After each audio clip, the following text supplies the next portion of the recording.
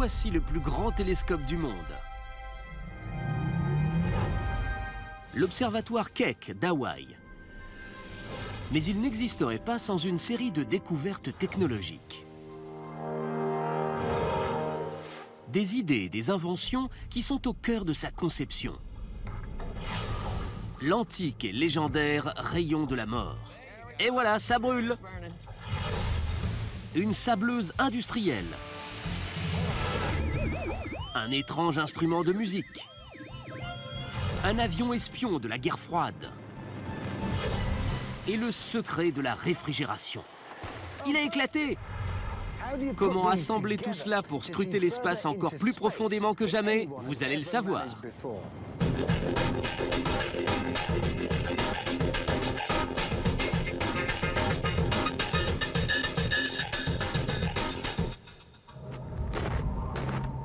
J'ai fait ce voyage pour vous révéler les triomphes technologiques de l'observatoire Keck. Bienvenue à Hawaï, sous les tropiques. Il fait froid, car nous sommes ici à 4000 mètres au-dessus du niveau de la mer. Plus important, l'air est moins dense à cette altitude. Et c'est pourquoi ils sont là.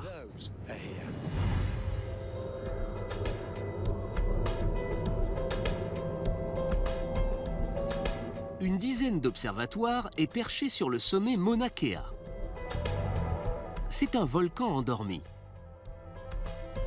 Et il vaut mieux, car 420 millions d'euros ont été dépensés pour ces observatoires. Je ne sais pas, c'est peut-être mon imagination débridée, mais je trouve parfois ce lieu aussi étrange et inconnu que les systèmes observés par ces télescopes. On respire moins bien à cette altitude. Mais l'oxygène plus rare et l'isolement de Mauna Kea réduisent la distorsion atmosphérique, ce qui est parfait pour l'astronomie. C'est pourquoi ce sommet accueille autant d'observatoires, dont le plus important de la planète, Keck.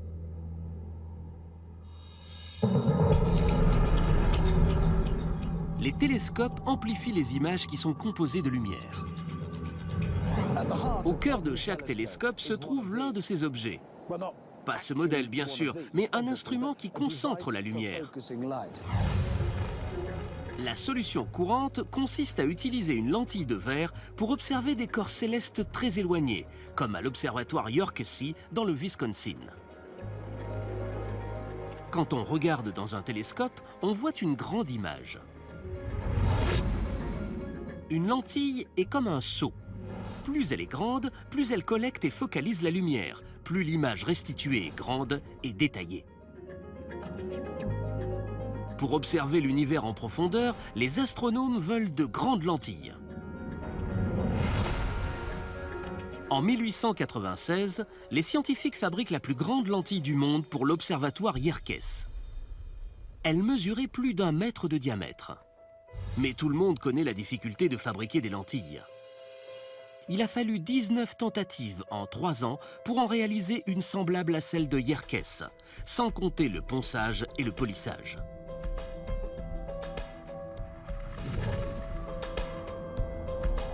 Un siècle plus tard, les concepteurs de Keck ont besoin d'une lentille 100 fois plus grande pour observer les recoins de l'univers.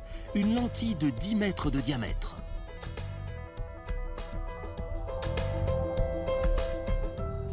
Mais les astronomes renoncent aux lentilles de verre. Les ingénieurs de Keck doivent découvrir un autre moyen de capter une énorme quantité de lumière. Leur méthode pour concevoir une lentille révolutionnaire les renvoie à plus de 2000 ans dans le passé, à l'époque de l'un des premiers scientifiques de la planète, Archimède, et son légendaire rayon de la mort. Retour au niveau de la mer.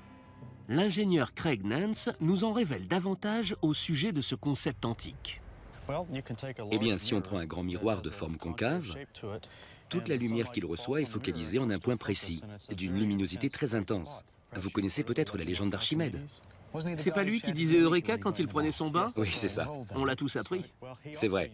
Et d'après la légende, il s'est aussi servi de grands miroirs réfléchissants pour incendier une flotte romaine qui attaquait sa cité. Quoi? Il a mis le feu avec un grand... Oui, c'est ce que dit la légende. Vous voulez essayer? Ouais, Venez, allons-y. d'accord.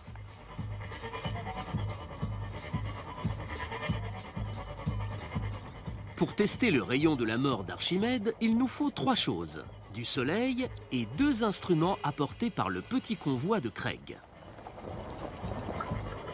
Je peux savoir ce que c'est? Ce n'est pas une galère romaine, mais c'est du bois. Le principe reste donc le même. Très joli. Ensuite, le rayon de la mort. Ça ressemble bien peu à un miroir. Sa forme rappelle une parabole satellite. C'est normal car c'est une parabole satellite, courbée afin de focaliser un signal en un point. Dans ce cas, les rayons de soleil.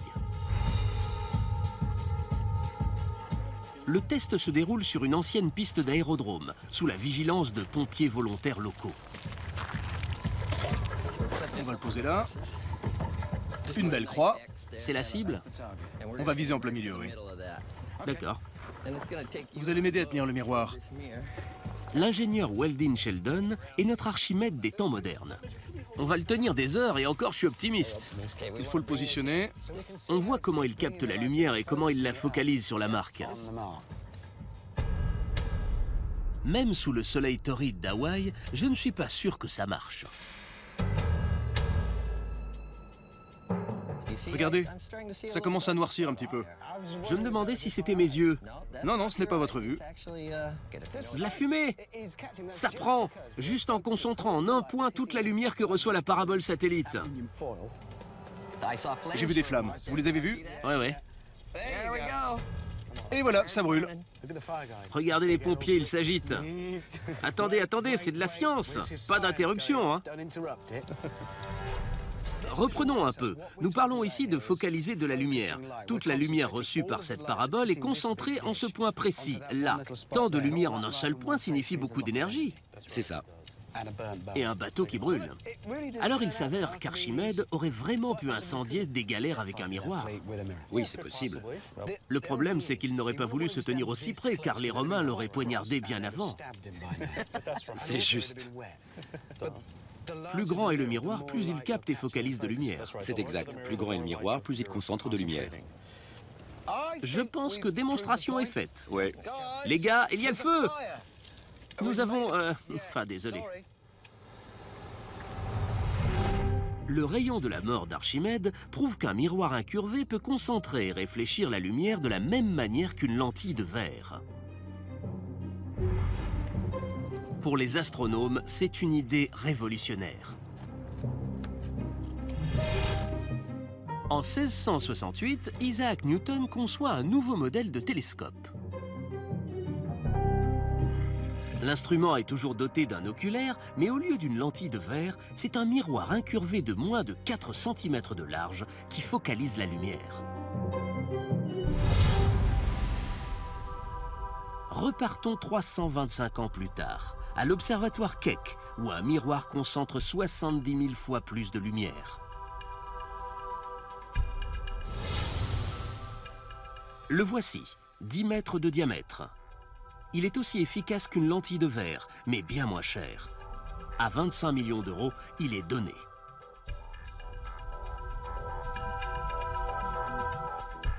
En fait, le télescope de Keck dispose d'une série de miroirs. Le premier, immense, collecte la lumière et la réfléchit sur un deuxième, plus petit, qui la renvoie à son tour sur un troisième, qui la transmet à une caméra, remplaçant l'ancien oculaire dépassé. Elle délivre des images du cosmos aux détails sans précédent. Les miroirs sont tous logés dans une structure de 8 étages pesant 275 tonnes. Et l'appareil fournit des images précises au nanomètre près.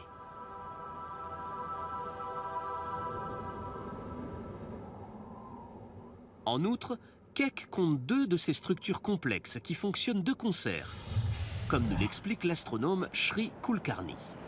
Plus le miroir est grand, mieux c'est. Alors imaginez que ces deux télescopes sont deux parties d'un même miroir. Même si 75 mètres séparent Keck 1 et Keck 2, ils fonctionnent comme un seul miroir, large de 85 mètres.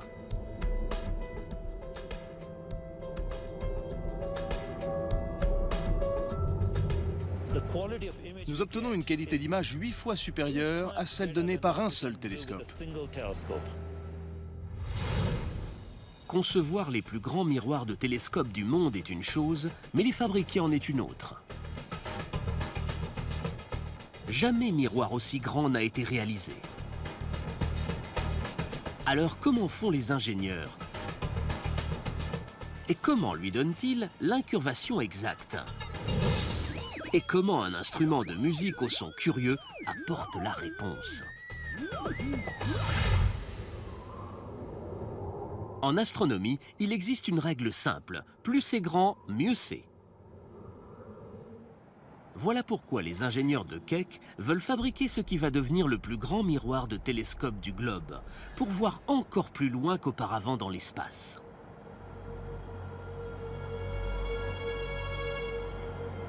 Mais réaliser un miroir de 10 mètres de large va poser de multiples problèmes s'il doit être d'une seule pièce de verre.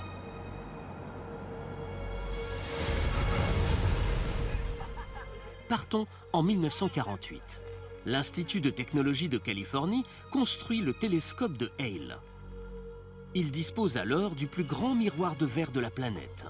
Nous voyons les ingénieurs préparer l'application d'une autre couche réfléchissante. Il mesure un peu plus de 5 mètres de diamètre et les astronomes pensent avoir atteint la limite maximum.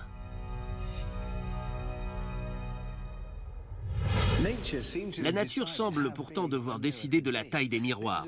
Voici du plexiglas, il a les mêmes propriétés que le verre et il est plutôt rigide. Mais tripler sa surface et soudain, il s'affaisse au milieu. Il n'est pas assez résistant pour soutenir son poids. Le seul moyen de le solidifier, c'est de l'épaissir. Mais il serait encore plus lourd et il faudrait davantage le soutenir. C'est un cercle vicieux. Plus le miroir est grand, plus il pèse. Et lutter contre les effets de la gravité nécessite plus de soutien, de renfort. Ce qui ne fait qu'accroître son poids et surtout son coût. Un peu plus de 5 mètres de large semble être le maximum pour les astronomes. Mais les ingénieurs de Keck ont besoin d'un miroir presque 4 fois plus grand. Ils ont alors élaboré un procédé novateur qui a transformé l'astronomie. Au lieu de fabriquer un immense miroir d'une seule pièce, ils le segmentent en 36 parties hexagonales. Mais assembler de petits miroirs pour en composer un grand engendre un nouveau problème. Il faut que chaque hexagone soit exactement aligné sur ses voisins afin de former une surface lisse et continue. Sinon, le miroir n'aura pas l'incurvation parfaite afin de focaliser la lumière avec précision.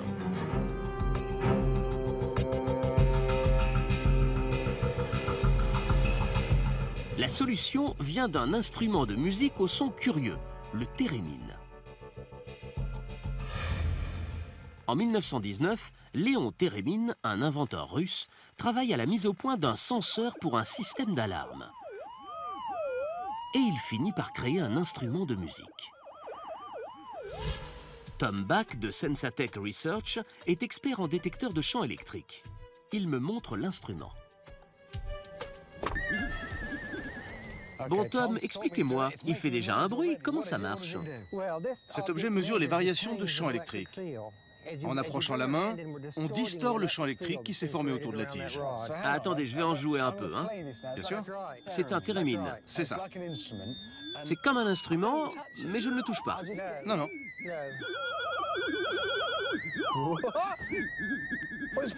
C'est très futé, mais est-ce que ça sert à quelque chose? Ah oui, ça détecte la présence de tout ce qui perturbe le champ électrique. Pas seulement un objet en métal, mais aussi un gaz, une substance chimique ou un corps humain. On peut aussi l'intégrer à un moteur pour mesurer son régime. En théorie, en le poussant à fond, il peut même détecter le passage de la Lune. Il peut détecter le passage de la Lune. C'est une idée. Tout cela est très théorique, mais oui, ce serait amusant d'essayer.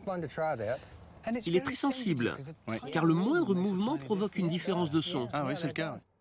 Il semble n'exister aucune limite à la capacité de détection de ces capteurs. Pour le prouver, Tom me propose un petit test. Trouver une aiguille dans une botte de foin. Plutôt une balle de tennis à peine différente dans un lot de 500. Tandis que je tourne le dos, Tom injecte de l'eau dans une balle. Les détecteurs de type térémine captent toute variation de champ électrique à proximité, qu'elle vienne de mouvements des mains ou d'un peu de liquide qui modifie assez la conductivité électrique d'une balle pour la différencier des 500 autres.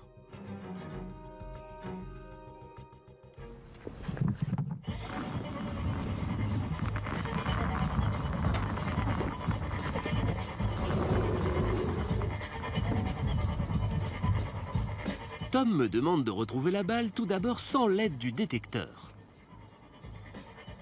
Je ne vais pas vous aider. Vous devez trouver une différence invisible. Oui. Il n'y en a que 500, alors ça ne sera pas très difficile. Vous devez vraiment essayer. Essayez dur. Elles ont toutes le même poids. Ça va me prendre des jours, je ne peux pas toutes les sous-peser. Si je pouvais détecter les variations de champ électrique, la trouver serait un jeu d'enfant.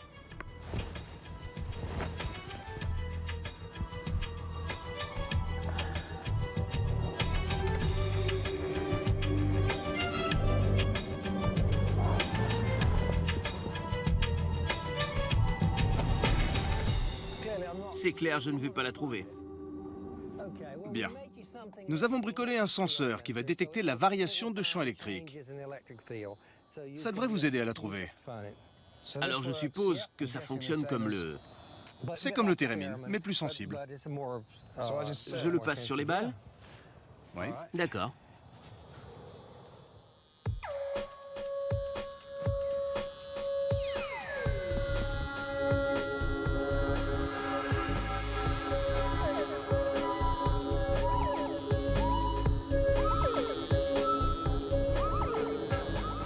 L'intuition, la logique... sont inutiles ici. Complètement inutiles.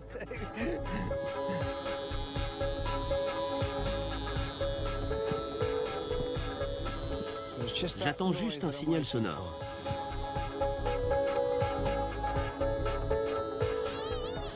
Je l'ai.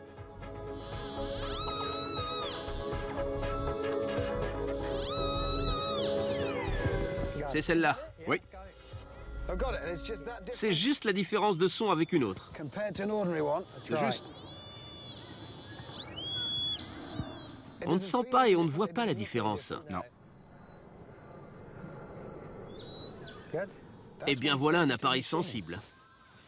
Alors comment les senseurs d'un étrange instrument de musique aident-ils les ingénieurs de Keck à fabriquer leur immense miroir de 36 segments? Craig Nance, ingénieur de Keck, me répond en me montrant une des pièces du puzzle. Voici l'un des segments. Qui compose le miroir, c'est ça? C'est exact. Chaque segment constitue une partie unique de l'incurvation d'ensemble. Chaque segment est donc une partie de la courbe et le suivant assure la continuité de cette courbe, afin que les 36 composent une merveilleuse et unique mosaïque. Ensemble, ils constituent donc cette courbe continue sur toute la surface. Cela paraît simple, mais pour arriver à la forme parfaite, les astronomes doivent s'assurer que chaque segment courbé s'ajuste parfaitement avec le suivant.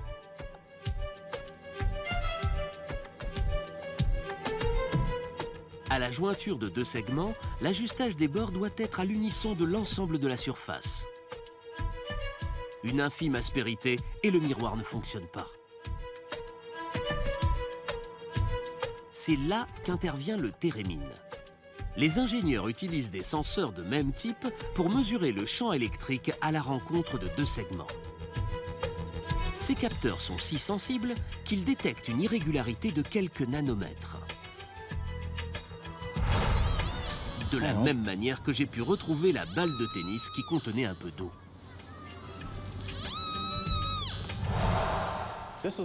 Voici l'un des segments dont nous avons ôté le revêtement d'aluminium, afin de vous montrer ce qu'il y a sous le verre. Alors toute cette grande machinerie ajuste sans cesse le segment. C'est ça. Environ 2 fois par seconde, ces senseurs déterminent le positionnement du segment et, si besoin, commandent son réajustement par rapport à l'ensemble, afin que le miroir conserve cette incurvation idéale qui est indispensable. Laissez-moi deviner, je suppose que les ajustements sont infimes et précis. La tolérance optique que nous nous fixons est d'1 millième de l'épaisseur d'un cheveu. Alors vous devez ajuster les segments. Ça concerne la juxtaposition de l'un par rapport à l'autre? Exact. Avec une tolérance d'1 millième de l'épaisseur d'un cheveu. C'est très précis. Fabriquer un miroir aussi segmenté est une solution brillante qui réduit aussi le poids. Chose étonnante, le miroir mosaïque de Keck est 4 fois plus grand que celui de Hale, mais il ne pèse pas plus.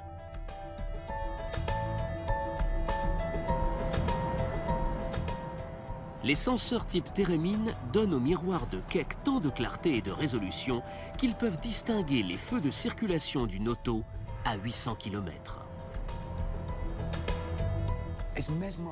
C'est captivant de regarder un tel miroir, car je crois qu'aucun d'entre nous n'a déjà vu réalisation aussi parfaite et aussi onéreuse. Eh bien, à la fabrication, ils ont coûté en gros 700 000 € chacun. Ce sont nos bijoux de famille. Mais un miroir parfaitement incurvé ne suffit pas pour obtenir des images extraordinaires de l'espace. Le verre lui-même doit être poli à la perfection. Et pas juste lustré avec un chiffon, non. Il s'agit d'un polissage à une échelle extrêmement petite. Imaginez un lissage atome par atome. C'est presque ça. Mais comment diable y parvenir avec ceci? Une sableuse. Ça décape!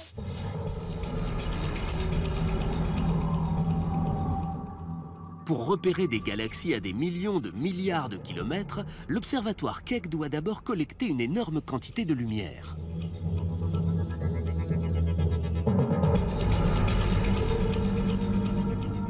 C'est le rôle de l'immense miroir de Keck. Mais pour voir en détail les sombres et lointaines galaxies, il doit aussi être impeccablement poli.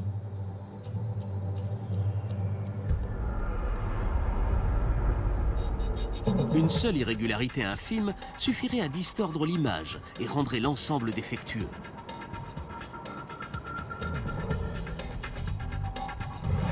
Ce qui nous emmène à l'étape suivante, en 1871, juste après la guerre de sécession.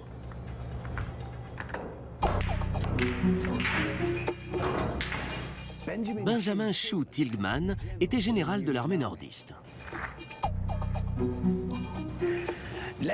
D'après la légende, Tilghman a remarqué sur des vitres des motifs gravés par le sable soufflé par les vents du désert. Véridique ou non, Tilghman invente un appareil qui projette de fines particules à grande vitesse. De nos jours, l'appareil de Tilghman sert à décaper rouille, crasse ou peinture. C'est une sableuse. Afin de voir comment elle agit sur la peinture d'une aile d'auto, je me rends à l'atelier de Monsieur Sable d'Hawaï, Bob Freeman. Alors c'est ici que ça se passe? Oui, c'est la salle de décapage. On dirait que c'est l'embout de sortie. Voici le pistolet de sablage, par lequel l'abrasif est projeté à une vitesse supersonique. Supersonique? Oui. On le dirige vers un objet et les particules projetées le décapent totalement de tout revêtement de surface. D'accord, alors je dois juste pointer le pistolet sur l'objet. Tenez-le plutôt comme cela. Il a un peu de recul, hein. Et voici la commande du mort. Du mort? Ça s'appelle la commande du mort car en cas de malaise ou de faux pas, on la lâche, ce qui arrête la sableuse et évite d'être blessé par le jet abrasif. Je n'ai plus envie d'essayer maintenant. Qui voudrait décaper ça? Pas moi. Allez, à vous de jouer. Vous devez tenir le pistolet. Et j'appuie là pour dire que je ne suis pas mort. C'est une commande de sécurité. Vous appuyez dessus, vous pressez là et c'est prêt à l'emploi.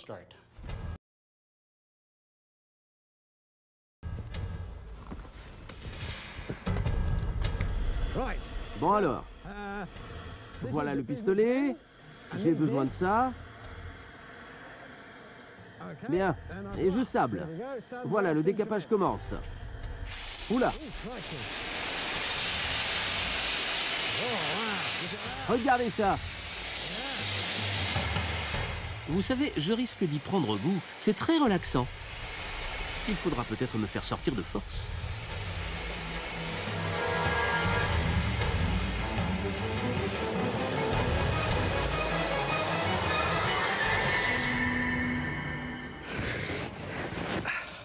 Ça marche.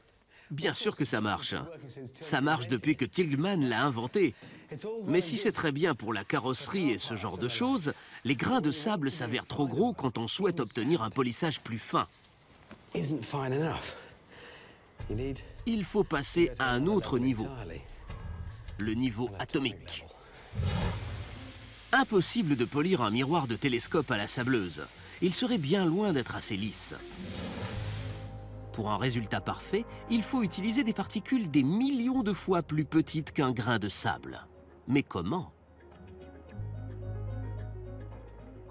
Un siècle après l'invention de Tilghman, des spécialistes de l'optique ont élaboré un appareil semblable qui projette des atomes séparés.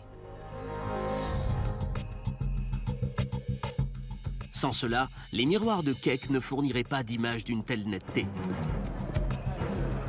À présent, cette technologie est aussi utilisée pour disséquer des cellules cancéreuses. Le docteur Andy Bushby, cibleur d'élite, nous montre comment cela fonctionne.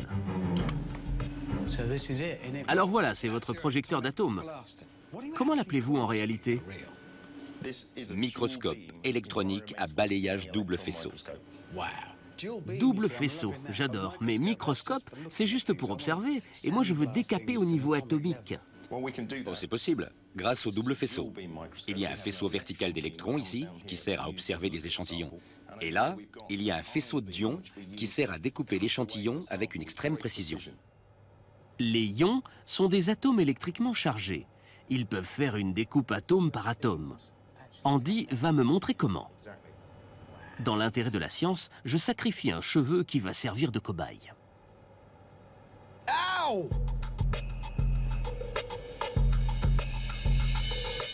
Une section est collée sur une lamelle. Même un frêle cheveu se dessécherait dans le vide du projecteur d'atomes. Pour le solidifier, il est trempé dans du nitrogène liquide à moins 195 degrés.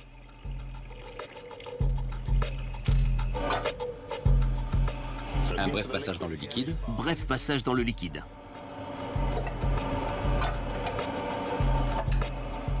Mon cheveu va geler.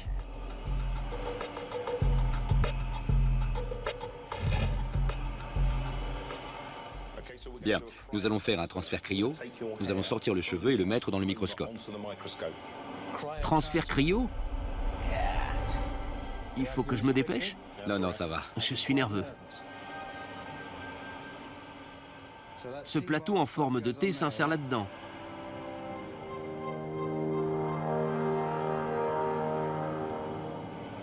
Je le pousse, c'est tout? C'est ça.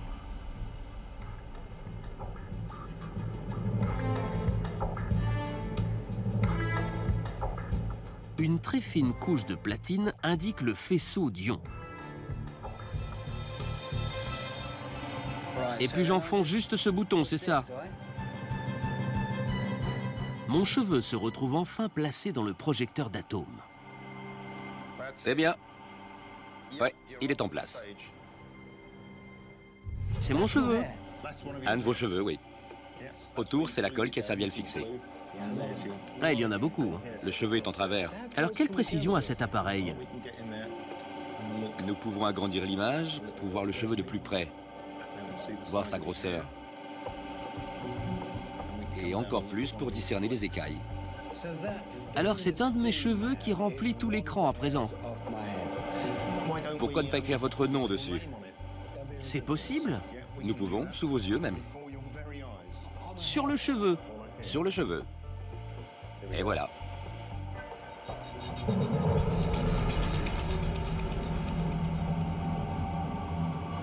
Le faisceau d'ions est en train de projeter 23 millions d'atomes par seconde sur une surface d'environ 50 atomes de large. On voit les lettres prendre forme. Cette image est agrandie 5000 fois.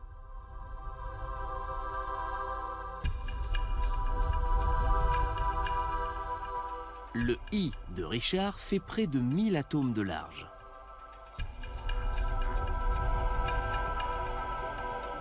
Donc ça fonctionne vraiment comme une sableuse. Des millions de particules qui sont projetées. C'est ça, à très petite échelle. Bien plus petite, ça oui. Et bien plus précise, croyez-moi. Car mon nom est écrit quasi invisible sur l'épaisseur d'un cheveu. Un de vos cheveux. Comment ce procédé permet-il de polir? Eh bien, nous venons d'appliquer le faisceau perpendiculairement à une surface afin de graver un motif dessus. Pour un polissage parfait, le faisceau est projeté à un angle très faible, de sorte que les ions gomment les irrégularités et donnent un lissage idéal. Donc ce procédé qui a permis d'écrire mon nom sur le cheveu est issu d'une technologie sophistiquée. Pour avoir un polissage parfait, il faut attaquer le miroir de biais et pas perpendiculairement. C'est de la technologie lourde. De la technologie lourde, mais à une échelle infime, celle de l'atome.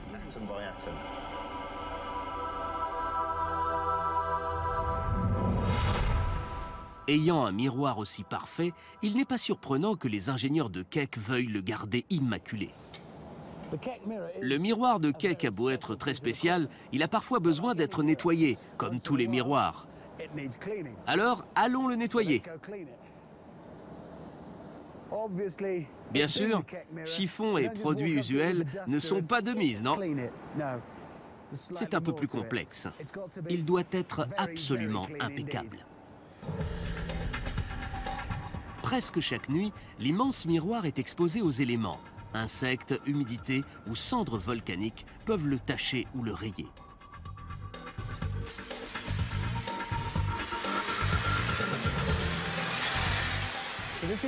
Alors c'est avec ce jet de CO2 que vous nettoyez le miroir, c'est ça? C'est exact. La glace carbonique est sûre. Elle passe de l'état solide à l'état gazeux sans passer par l'état liquide.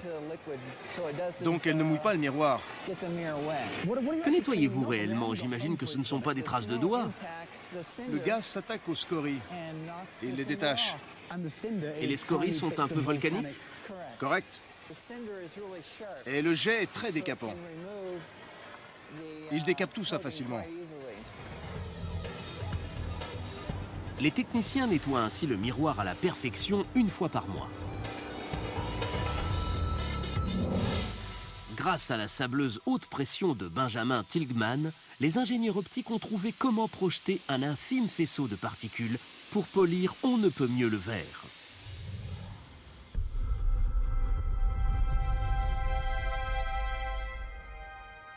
Les miroirs du télescope de Keck sont les premiers lissés de la sorte. Il faut une semaine pour polir chaque segment, soit 72 semaines pour les deux miroirs. Cependant, même ces miroirs parfaits ne peuvent tout voir dans le ciel nocturne. Les vastes amas de débris cosmiques tourbillonnants sont absolument impénétrables. Alors comment un avion espion de la guerre de Corée a-t-il fourni aux astronomes un nouveau moyen de repérage ?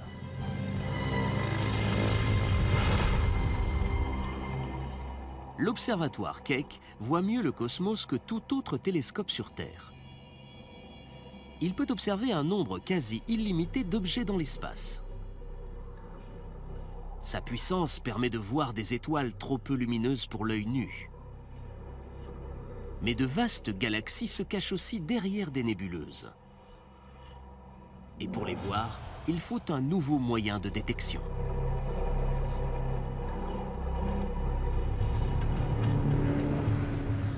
« 1953, la guerre de Corée.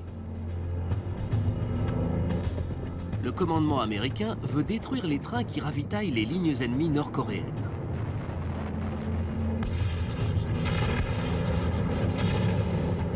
De jour, les bombardiers voient leur cible. Mais la nuit, c'est une autre affaire. La visibilité est nulle. Survient alors une découverte majeure. Les ingénieurs militaires inventent un moyen de voir dans le noir. Ils installent une caméra révolutionnaire sur un avion. Elle capte les radiations infrarouges émises par la chaleur émanant d'objets, les locomotives par exemple. Les cibles sont désormais aussi visibles qu'en plein jour. Ce nouveau moyen de vision dans le noir ou à travers la poussière et la fumée s'appelle l'imagerie thermique. De nos jours, les équipes de secours utilisent la même technologie. Je veux la tester. Je me rends donc à la caserne de pompiers d'Honolulu. Le capitaine Alan Carvalho me montre une salle d'entraînement. L'imagerie thermique nous aide énormément dans les espaces enfumés pour repérer les victimes et les obstacles inhérents à un incendie.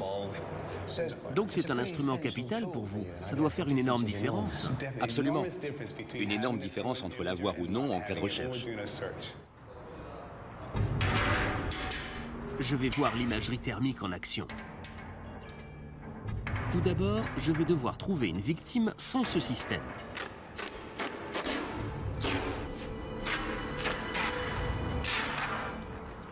Voici Randy. Je ne sais pas où il sera.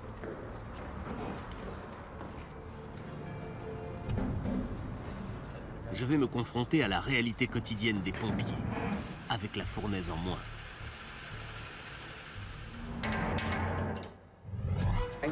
Voici de l'équipement, des genouillères et des gants. Voyons si vous pouvez trouver Randy en 5 minutes maximum. Je crois que j'ai déjà l'air d'un pompier. C'est très bien, on dirait de mes hommes. Mettez les gants. Merci. Bien. Vous avez des questions? Non. Non? Bien. Par là? Ouais, par là. Allons-y. Bonne chance. Merci. Vous êtes prêts? Oui. On éteint les lumières, Dean. À vous de jouer.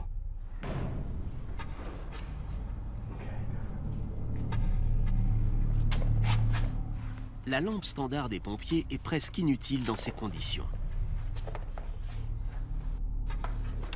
Le chef Alan a activé sa vision infrarouge pour suivre ma progression.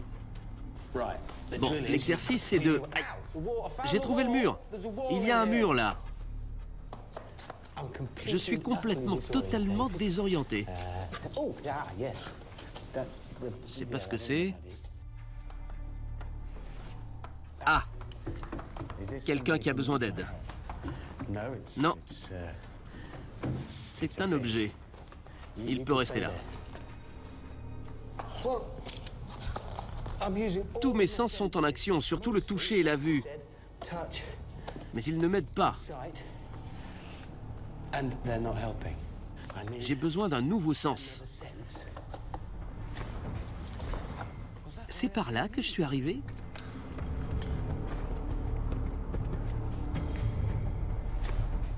En 5 minutes, je n'ai même pas réussi à sortir de la première pièce. Randy aurait été carbonisé. Je vais essayer à nouveau, cette fois avec la caméra infrarouge. Tout d'abord, les pompiers placent Randy au soleil afin qu'il se réchauffe bien. Il émettra ainsi plein d'infrarouges qui se verront à l'imagerie thermique.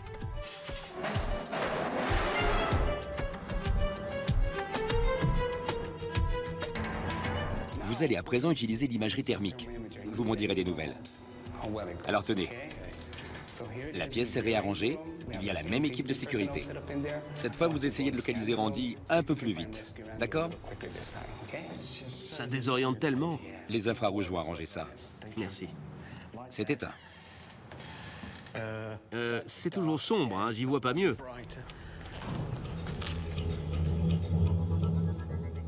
Bon. Avant tout, j'allume la caméra et je sonde la pièce. Là, c'est l'équipe de sécurité. Salut la sécurité. Je ne savais pas qu'autant de monde me regardait.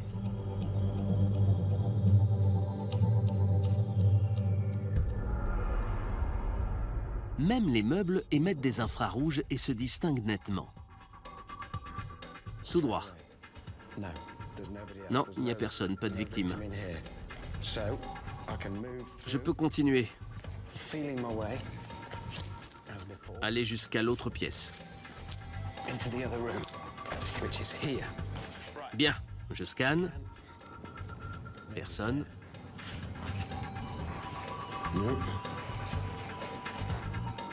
Ah, là. Ça m'a pris moins de temps. Pas la peine de se guider au toucher le long des murs. Ça me donne un sens de plus.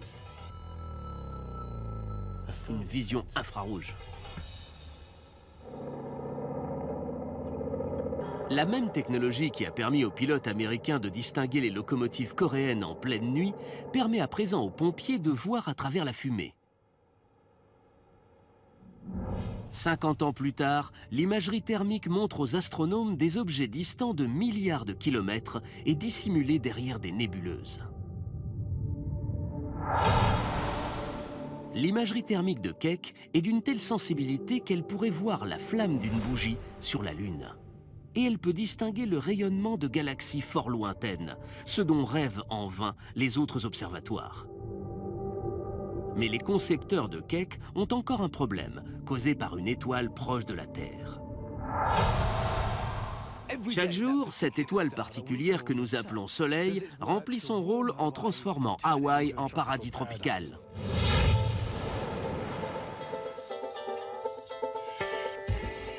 Et chaque soir au crépuscule, le paradis se refroidit. Ces chauds et froids font le malheur des astronomes, car leurs instruments se dilatent, se contractent et les images s'en ressentent. Alors quel rapport avec la Floride du 19e siècle et un tueur tapi dans ses marais fumants ?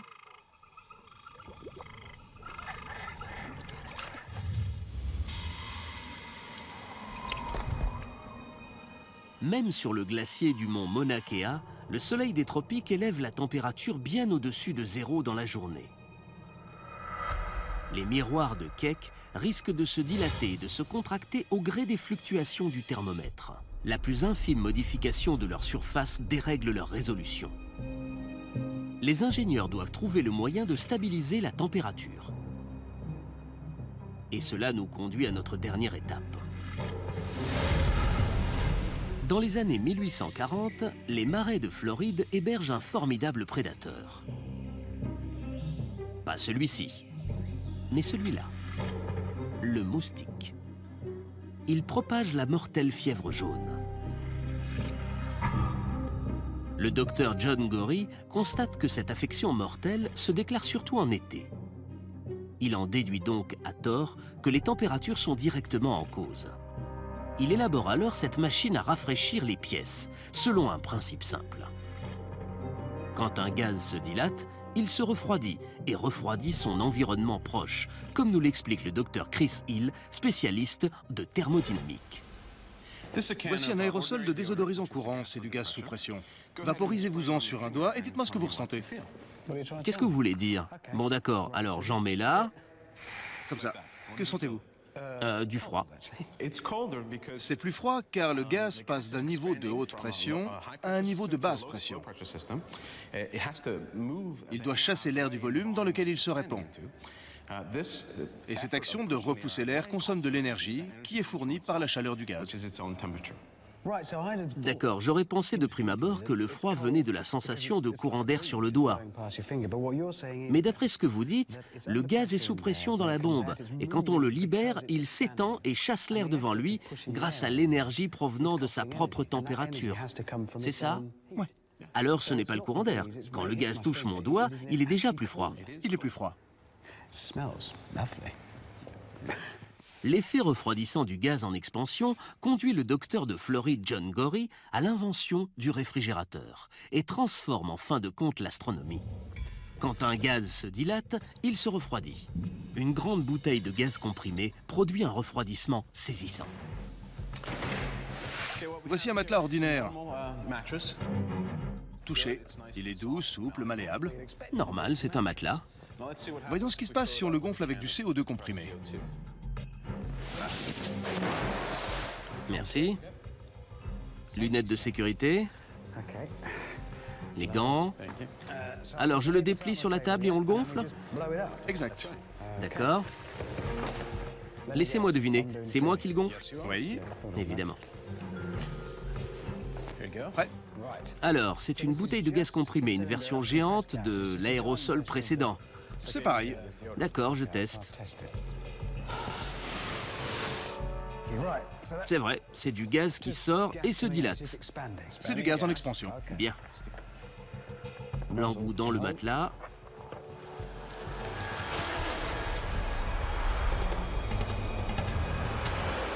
C'est bon, ça gonfle, ça se voit déjà. C'est normal, le gaz se dilate au fur et à mesure qu'il sort de la bouteille. Jusque-là, Chris, vous nous proposez un bon substitut du gonfleur à pied. C'est sûr que c'est plus facile. C'est mon imagination ou je vois du givre se former sur la surface? Non, c'est vrai. Le gaz est froid car il se dilate. Il fait son œuvre en gonflant le matelas qui se refroidit donc. Et le givre apparaît avec le froid.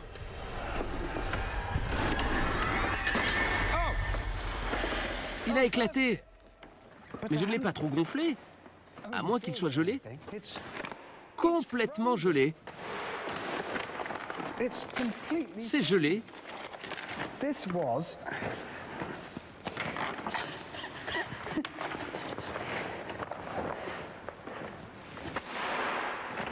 Complètement gelé. C'est donc ça l'effet d'un gaz qui se dilate? Le gaz en expansion est froid, il fragilise donc le plastique, le caoutchouc, et il les rend cassants. Il est tout gelé. Alors le gaz qui se dilate est le secret de la réfrigération. Et le matelas est foutu. Gory ne guérit pas la fièvre jaune. Cela viendra plus tard quand les chercheurs auront compris le rôle joué par les moustiques. Mais il invente la réfrigération, qui révolutionne nos vies et occupe désormais une place prépondérante dans l'astronomie moderne.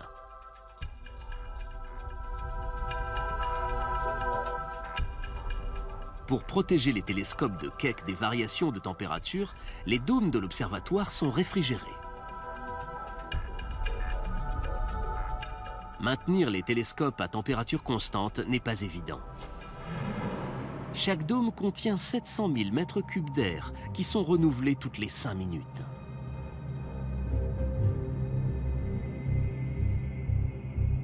Des unités géantes de refroidissement fonctionnent toute la journée, maintenant sous les dômes des températures nocturnes. Et tout cela grâce à l'effet d'un gaz en expansion. Alors l'intérieur de ces caissons bleus est identique à l'arrière de votre réfrigérateur. C'est simplement plus gros. Mais le principe est le même. Le gaz se dilate, la chaleur se transforme en énergie et la pièce reste fraîche. Il fait aussi froid qu'en pleine nuit et pas de risque de dégivrage ici.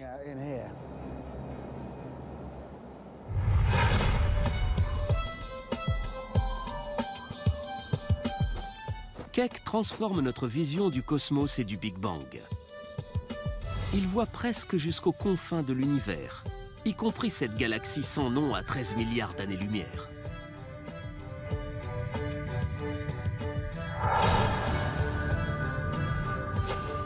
Les humains sont fascinés par les étoiles, disons presque depuis le début de l'humanité. Les plus brillantes portent des noms jadis attribués par les Grecs ou les Arabes de l'Antiquité, dont certains ont toujours cours. À présent, nous voyons plus loin qu'en ce temps-là, mais nous nous débattons toujours avec les mêmes questions. Comment et quand s'est formé l'univers? Quand disparaîtra-t-il? Sommes-nous seuls? Keck nous apporte des éléments de réponse.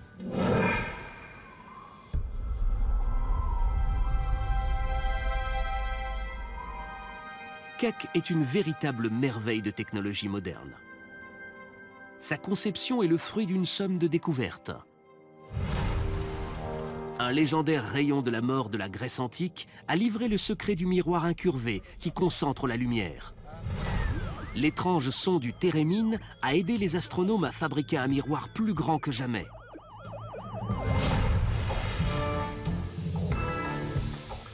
La sableuse a permis le lissage des surfaces.